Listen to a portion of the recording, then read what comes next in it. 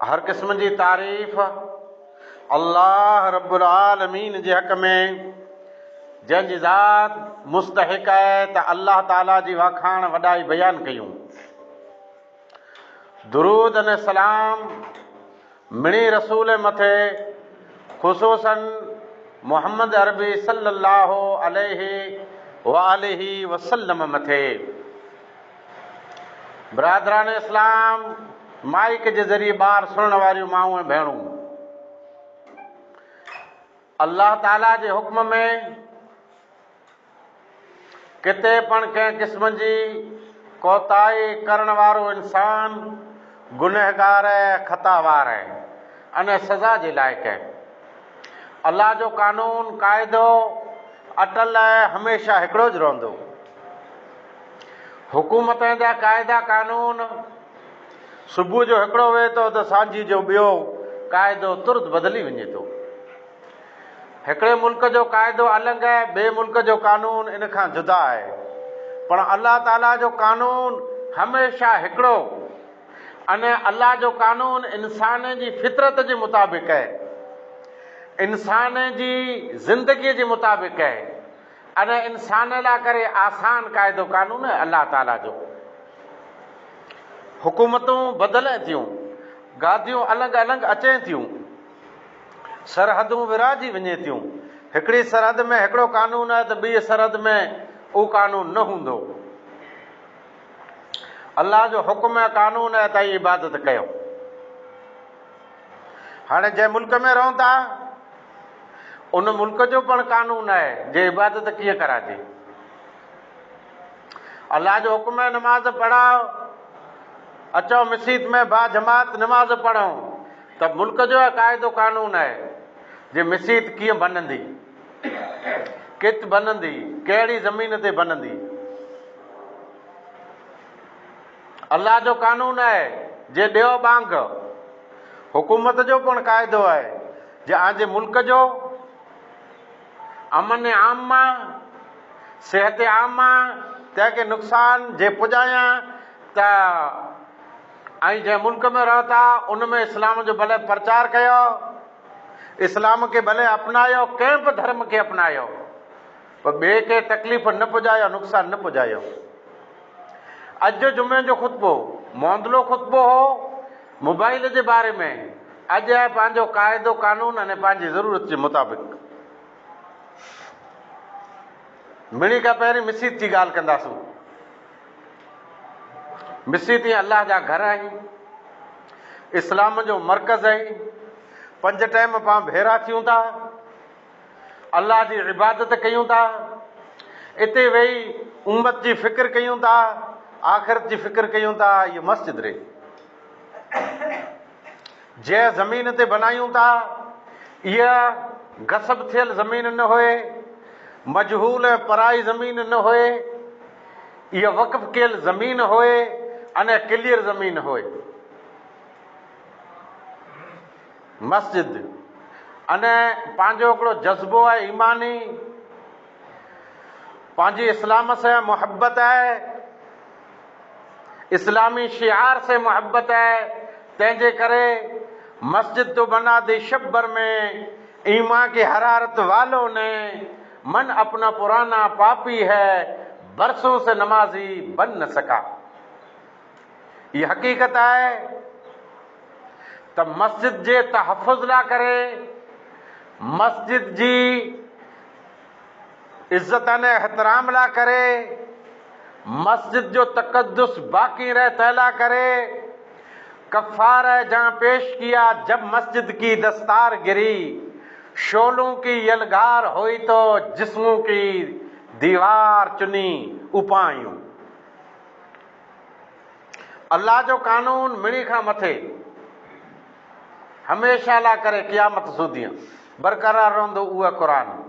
पर जंहिं मुल्क में रहंदा उनजो पण कानून है, दस्तूर है।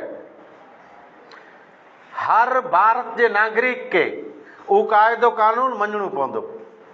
पर दुख हिन ॻाल्हि जो आहे जंहिं पाण मस्जिदी खे वीरान कयूं था, जॾहिं पाण मस्जिदी खे वैरान कयूं था त क़ाइदो कानून की न की सामने अची वञे थो। ज़हर तलाकूं न निकाहूं, रुगी तलाक रुगो उम्मत में फांदो, कोर्ट कचहरी जा चक्कर खणो था, तलाक तलाक तलाक, त क़ाइदो कानून सामने अचे थो। जॾहिं मुस्लिम गफ़लत कंदो अने मस्जिदी खां दूर रहंदो त क़ाइदो कानून उभरंदो।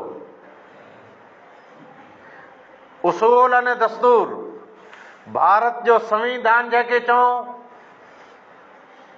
या कानून हिंद दस्तूर भारत जो चऊं, ऐं ॿी ढिघे ॿोलीअ में अलॻि अलॻि नाला उहे मूंखे अचनि था, पण भारत जो जेको आइन आहे, कानून आहे, मूं थोरो घणो वाचियो आहे, इन में पाण खे हक़ ख़ासा मिलियल आहिनि।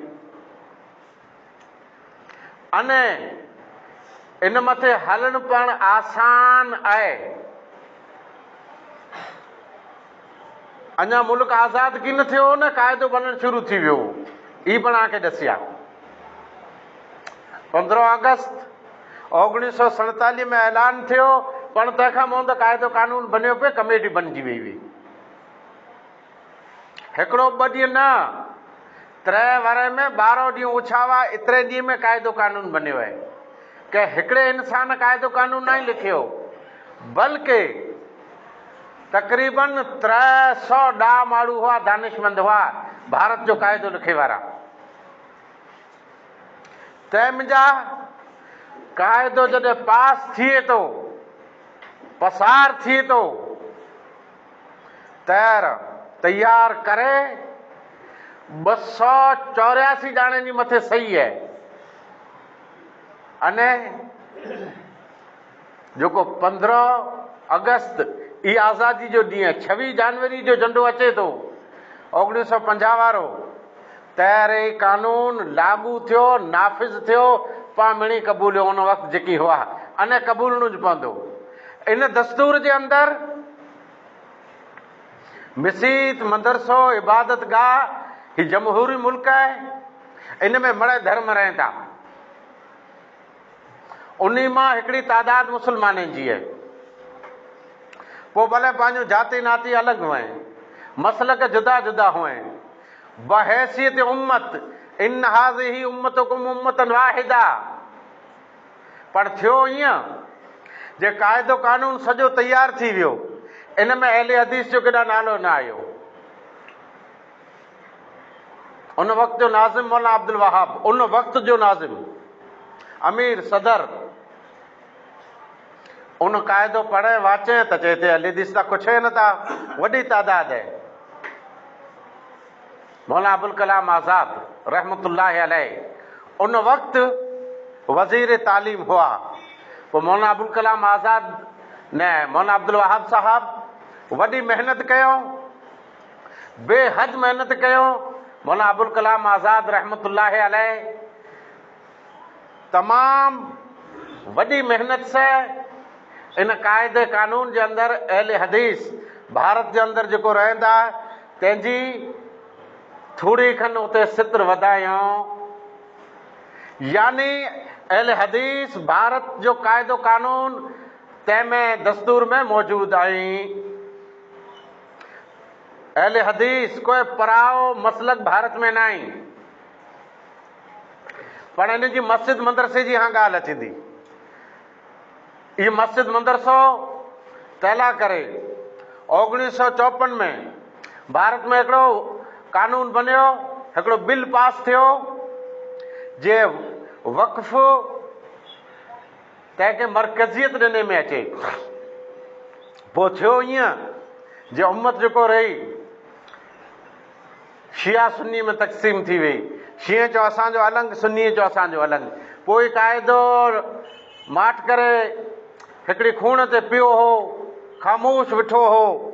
वरी 40 वरे पुठिया ई नवेसर बाबरी मस्जिद जी शहादत पुठिया जाॻियो अने उथियो, जंहिंखे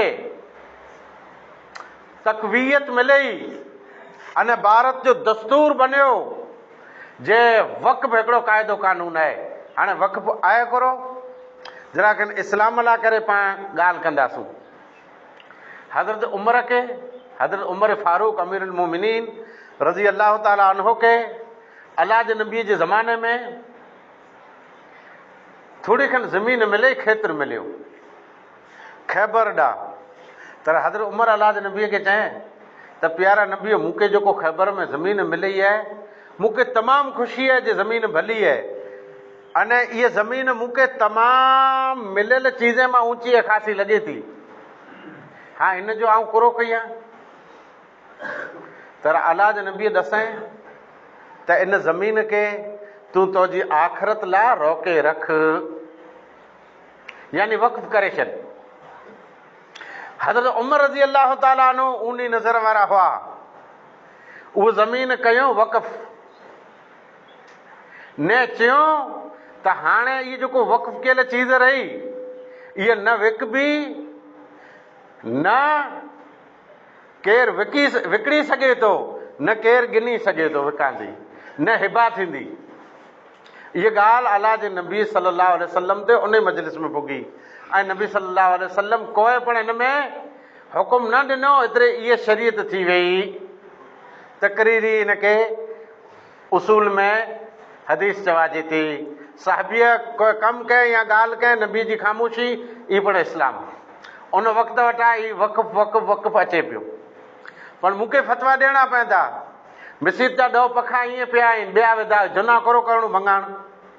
मसीत जो माच खे नरीअ वारो हो, लकिड़ो 50-60 हज़ार जो पियो करो करणो। अधो अधु चीजूं मसीत जूं करो भले सड़ी वञे न, इनखे विकिणी न लॻायो इन मसीत में पैसा भई। हाणे वक़्फ़ लाइ करे पूरे मुल्क में, पूरी भारत के अंदर कायदो कानून है जे आंजी मस्जिद, मदरसो, कब्रस्तान, आंजी ईदगाह, जनाजा गाह जेकी वक़्फ़ थियल आई, ई मड़े वक़्फ़ में चाढ़ियो। अने न चाढ़िया वक़्फ़ में त पोइ आई सवारे मयार न करजा। भारत अंग्रेज़नि जे हथ में हो, ब्रिटिश हुकूमत हुई, उन ज़माने जूं मस्जिदी आहिनि। आज़ाद थियो त पुठियां जूं पण मस्जिदी आहिनि। मुगलिया दौर जूं मस्जिदी मौजूद आहिनि। तंहिंखां पहिरीं खिलजी दौर जूं मस्जिदी मौजूद आहिनि। सईदनि जे दौर जूं मस्जिदी मौजूद आहिनि। तुगलक जे दौर जूं मस्जिदी मौजूद आहिनि। खिलजीअ जे दौर जूं मस्जिदी मौजूद आहिनि। कुतुब जे दौर जूं मस्जिदी मौजूद आहिनि। मिणी खां पहिरीं मस्जिद केरला में बनाई, ई पण निशान मौजूद है। त मिणी जा कागरिया मिलण मुश्किल है। उन वक़्त कंहिं बनाई, कंहिं ज़मीन ॾिनी, कीअं न, पण कायदे कानून के साथ ॾेई करे हालिया फ़िलहाल मस्जिदी जे तहफ़ुज़ लाइ करे पूरी जुम्बिश थिए थी। अहवान हलें था, ई मस्जिदूं वक़्फ़ बोर्ड में चढ़ायो चढ़ायो चढ़ायो। जेको जमात जित है वो जमात मेहनत करे पई। पोइ मस्जिदनि जा मुतवली ई उहो हरकत में आया आहिनि। तंहिं करे जेकी डॉक्यूमेंट जी ज़रूरत पए थी, ई तैयार करे वक़्फ़ एक्ट जो तंहिंमें मस्जिदी दाख़िल कराइणियूं आहिनि। नकां हिकिड़ो अहिड़ो दौरु अचींदो, मस्जिदी शहीद थींदियूं, पाण वटां कीअं की न थी सघंदो। ई मस्जिद शहीद थी, वक़्फ़ में न चढ़ियल हुई। वक़्फ़ में न चढ़ियल हुई जे पंहिंजी कोताही जे करे वक़्फ़ में पाण न चढ़ाई, त ईअं सम्झो जो मस्जिद के शहीद करण वारा पांच रहियासूं। अहिड़ी रीते मदरसा पंहिंजा रहिया। इन मदरसनि जो तहफ़ुज़, जित बच्चा कुरान पढ़नि था, जित बच्चा हदीसूं पढ़नि था, जित बच्चा इस्लामी तालीम गिने था, जित बच्चा सीरत जो सबक गिने था, जित बच्चा दुआऊं ऐं ज़िक्र अज़कार सिखे था, जित बच्चे के इंसानियत जो सबक ॾिने में अचे थो, अखलाक से सवारे में अचे थो, उहो मदरसा पण वक़्फ़ में चढ़ाइजा आहिनि। वरना बुलडोज़र तैयार पिया थिए, कारा नाग मस्जिदी ऐं मदरसे जी तरफ़ मुंहुं कया वेठा आहिनि। टाइम ऐं वक़्तु आहे, सुधारो वधारो पाण पंहिंजी ज़िंदगी में कयूं, अने मस्जिदी मदरसनि जे तहफ़ुज़ लाइ करे जेके क़ाइदो कानून आहे इनखे साथ ॾियूं। मूंखे ईअं लॻे थो त ही क़ाइदो कानून पाण खे जागरूक करे लाहियो, जहांजी मस्जिदी मदरसे खे वक़्त में चढ़ायो। सिर्फ़ एतिरो ज न, बल्कि ज़रूरी कम ई हिन वक़्तु ज़रूरत जूं चीजूं आहिनि। मस्जिद, मदरसो, ईदगाह, जनाज़ा गाह, कब्रस्तान तंहिं सवाइ जेकी वक़्फ़ कयल मुस्लमाननि जूं प्रॉपर्टियूं आहिनि, ई मड़े चढ़ायो वक़्फ़ में। पोइ मंबर ते उभी चवां थो, हिन मंबर ते हमेशह पाण क़ुरानी किस्सा अने प्यारी हदीसूं, क़ुरानी आयतनि ते ख़ुतबो पूरो कयूं था। पण अॼु आऊं हिन मुल्क में पियो फिरां। अॻे ॻाल्हि मके मदीने जी हूंदी, अॼु हिन ई ॻोठ जी, हिन ई राज जी, हिन ई इलाइक़े जी ॻाल्हि आहे। पंहिंजा इलेक्शन वोट जेको ॾियूं था, तंहिंजो इलेक्शन कार्ड हुए थो, चूंटणी कार्ड, उहो मड़े रद्द थी चुका आहे, उन जी की हैसियत न आहे, उहो पूरा थी विया आहे। हाणे जेको SIR जे नां ते नवेसर फार्म भरिजे थो, ई पंहिंजा नवा अने शुरूआती चूंटणी कार्ड बने था। जंहिं साथ न ॾिनो, जंहिं न बनाराया, उहो पोइ धंधे लॻी वेंदो, ॿिए खे परेशान न करजा। हुन ते फोन वेंदी, हुन ते फोन वेंदी, जे मुंहिंजो कार्ड को कटाए वेंदा न आई, हिंटाणे क़ाइदे में मड़े पूरा थी विया आहिनि कार्ड। नवेसर हिकिड़े एक वटा बने था, जंहिंजा बनिया से बनिया, रहिया से रहिया। रोज़ ऐलान थियनि था, न मालदारी माल वाड़े में पूरे के ॿिए खे छॾे अचणु चाहे थो, न पाणीअ वारो पावड़ो ॿिए खे ॾेई, न दौड़ कढी अची पिंड जो कमकार कराए। बिहार जे अंदरि तक़रीबन अख़बारनि जे मुताबिक़ 60 लख खां वधारे मुस्लमाननि जा नाला चूंटणी में जा निकिरी विया आहिनि, इलेक्शन जे लिस्ट मां निकिरी विया आहिनि, उन जा चूंटणी कार्ड रद्द थिया आहिनि। कुरेला इन में हुकूमत जो ॾोह न आहे, ॾोह उन घोटनि जो आहे जेको मजूरीअ ते बीहण विया हुआ, वापसि न आया, फार्म न भरियो।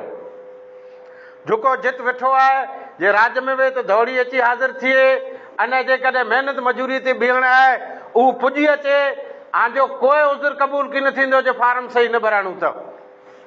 पोइ धंधे लॻंदा, अने जल्दी की न बनंदो, आंजो लिस्ट आंजो नालो चूंटणी जी लिस्ट मां निकिरी वेंदो, वोट जो अधिकार की न रहंदो। थींदो ईअं जे NRC जेको नेशनल रजिस्टर आहे भारत जो, जंहिंमें पंहिंजो नालो अचे वारो आहे, उन चोपड़े मां नालो ज निकिरी वेंदो, उन चोपड़े में पोइ नालो ज की न चढ़ंदो। इहा हिकिड़ी शुरूआती कोशिशि आहे NRC जी, CAA जी शुरूआती इब्तिदाई हिकिड़ी कोशिशि आहे। इनखे रांदि ॻाल्हि न सम्झो, इनखे मामूली वस्तु न सम्झो, बल्कि पिंड जी जवाबदारीअ ते फार्म भरियो न भरियो। इन जे माण्हू रुॻा ऐलान कंदा पिया ऐं डूंगर ते वेही राति पे मीणा वठाए, खाई पान की परियां फिगाए न, ईअं फिरंदा पिया। ॾींहुं थी वेंदो, उम्मत बेरा उभियो, जागरूक थियो। मुंदो काल जो आहे, वरे जी ॻाल्हि न आई। नंढड़े बच्चनि जा आधार कार्ड बनाए वारा आया। आधार कार्ड हुकूमत जे मुताबिक़ पंहिंजो नागरिकता जो कोई प्रूफ न आहे। आधार कार्ड वॾी मेहनत से बने थो, पर भारत में भारत जो दस्तूर पार्लियामेंट मथे है, पर हेर पार्लियामेंट वारा जले ने उनके दस्तूर के गुटियूं ॾेई लाथो हुयो, पिंड जे कब्ज़े में गिन लाथो हुयो। आधार कार्ड फ्री में बने था, नंढे बच्चनि जा। पाण चऊं था पाण ख़ुशनसीब आहियूं जो पंहिंजे ॻोठ में अचनि था। उबावा लेन में 60-70 वरनि जो इंसानु आयो, भाई मुंहिंजो आधार कार्ड बनाइणो आहे, त उन पुछे जो उमिरि, चयो उमिरि 60-70 वरे आहे। हिन चयो ख़ाली 5 वरनि जो इंसानु वे, हुनजो आउं बनायां थो। चयो न मुंहिंजो आहे बनायो। त हिन जो मतिलबु पाण खे कीअं सुधना आहे, सम्झंदा आहिनि न। जे केॾा 5 वरे वारो इंसान, केॾा 55-60 वरे 65 वरे वारो इंसान। हाणे इन में ज़रूरत कोरे जी वई, ज़रूरत सुधारे वधारे जी वई। त हीउ सुधारे वधारे लाइ ई न आहे, सुधारे वधारे लाइ भुज वञो, सुबुह जो हितां सरकारी बसी वञे पियूं, प्राइवेट वञे पियूं, इका वञे पिया, पिंड जूं गाॾियूं भुज वञो भाड़ो करे, उते जिते सुधारे वधारे जो सेंटर आहे उते आजे आधार कार्ड में सुधारो वधारो कराए गिनो। नंढे बच्चनि जा आधार कार्ड बनायो, तंहिंमें नाला सही विझो, ईअं न जे ॿिए खे हलायो। अक्सर ईअं थिए थो जे ज़रूरत प्रमाणे खे खिलाए लाइ ॻाल्हि नथो कयां, हीउ मंबर रसूल आहे। हिकिड़ी बाई जी अचे त इनखे हिकिड़े छोकिरे जो आधार कार्ड बनाइणो आहे, न 3-4 वीचारा ईअं फालतू ॿारड़ा दौड़ कढी पुॼी अचे, कर सरगस नारे लाइ वञे था, क परियां को खिलौणे जो दुकानु लॻो आहे, पोइ उते 2 इंसान आहिनि त 40-50 था ॿिया ॿारड़ा किचविच आवाज़ तंहिंमें की ॻाल्हि करणु ॾिए न। पोइ जेकी पंहिंजा न सरकार करो कहे जे पूरे भारत जे इंसाने खे लैनी में लॻायो, जगह जगह लैनी में लॻायो, कित लॉकडाउन जे नां ते घर में पूरे हुकूमत, कित नोटबंदीअ जे नां ते लैनी में लॻाए। हाणे रुगो ई आहे जे ही आधार कयो, हू आधार कयो, हेॾा लैन में उबियो, होॾा KYC कयो, इन में पाण खे धंधे लाइ हुकूमत लॻाए थी। जे भारतीय इंसान इन धंधे मां निवरो थियो त असांजी ॿई कोन चुक झले लाइ। त हिनटाणे आधार बने पिया, आधार कार्ड बनंदो जन्म दाख़िले ते। हाँ, हिकिड़े खे इहे ख़बर न आई जे इन जा बच्चा घर जनमिया आई कि हॉस्पिटल में जनमिया आई, जनमिया आई त किन वरे जनमिया आई, केतिरा आई, कॾहिं मतिलबु किन वरे में जनमिया आई, केतिरा वरे थिया, इहे ख़बर न आई। मोद जेकी पाण खे पिंड हीअ भारत जी सरकार दाख़िला ॾींदी, उहो पिंड सरकार जी रद्द करे छॾे, उहो दाख़िला सरकार में नथा हले। चाणे जनम जा दाख़िला ॿिया खपंदा, अने उहो मोंदला रद्द बातिल कोरेला, त हीअ रुगी पब्लिक लैन में लॻे। 2 वरे जो जुनू दाख़िलो खणी पाए अचे, उभी रहो लैन में, हू चए भई जे दाख़िलो तुंहिंजो फैल आहे, चए न ही रहियो से, उन से विड़ी फिटाए अधु कलाक त झिक में लॻे थो, इन विच में कर 2 ॼणा ॿिया उन जा आधार कार्ड बनी विया। त हिकिड़ो क़ाइदो आहे, कानून आहे, नियम आहे, इन जा पालन करणो पवंदो। नरेगा KYC लाइ उथिया, जाम सेंटर खोलिया, जगह जगह ते फोन कयूं पिया, केरु ध्यानु नथो ॾे। अहिड़े तरीक़े ही राशन कार्ड रहिया, थोरे घटि में राशन कार्ड लाइ पाण खे लैनी में उभीणो पवंदो, ॿिए ढिघे कार्ड लाइ लैनी में उभीणो पवंदो। तंहिंमें KYC में त हर वरे थोरा घणा नाला हर राशन कार्ड मां निकिरे पिया। हिकिड़ा छोरा धार थिया, हिनखे टाइम घणो थी वियो आहे, वरे जा वरे निकिरी विया, उन्हनि जो राशन कार्ड न ई बनियोसीं। हिकिड़ा ढिघ अहिड़ा छोकिरा आहिनि जेको पणजी विया आहिनि, उन्हनि जो चूंटणी कार्ड न ई बनियो, हिकिड़नि जा नाला न आई। त हिन खुतबे जे ज़रिए उम्मत खे ई चवणु घुरां थो, जंहिं मुल्क में रहूं था उन मुल्क जो नियम आहे, क़ाइदो आहे, कानून आहे, उनजो पालन कयो। वरना थींदो ईअं जे राशन जी दुकान ते वेंदा उते धको पवंदो, चूंटणीअ लाइ वेंदा उते धको पवंदो, वेंदा आहीं बैंक में उते धको पवंदो, पंहिंजो खातो कीन खुलंदो, तरह तरह जूं ठोकरूं खाईंदा, जगह जगह ते धका पवंदा। न हिन लंबी चार के हुकूमत किरल नज़र से नारे थी जेही ता बुथ कौम है, न ढिघे कमे में पा हो अघरा था ना, बल्कि पिंड जो कमकार नालो सीधो अने सही लिखायूं। हर उ कम जेको जरूरत जो है चतुराई से कयूं, वरना लाखों रुपया सरकार दे थी ऑपरेशन ला, दवा इलाज ला, न पाना रुगा ऊज ऐलान पिया कयूं, पाऊं कार्ड बनाया नहीं, चाहे कार्ड बने, हू कार्ड बने, माह कार्ड बने, आयुष कार्ड बने, ऊ नथा बनाइण घुरो, न डायरेक्ट जमाते ते करो था जज़ाकला उनजी मदद कयो। भारत में कई अहिड़ा कम आहिनि जंहिंमें पाण बहु पाछड़ आहियूं अने सुस्त आहियूं। इन कमे खे अपनाइणो, जेकी पिंड जा डॉक्यूमेंट अने कागज़ात जंहिंखे चऊं था उन खे तैयार करणु ज़रूरी आहे। मसीदी मदरसे जे कम में जेकॾहिं उम्मत गफ़लत कए त हिकिड़ो ॾींहुं ॾुखियो अचे वारो आहे। जंहिं ॾींहुं खून जा आंसू रुअंदासूं पण पोइ ई लुड़क खे रोकण वारो की न हूंदो।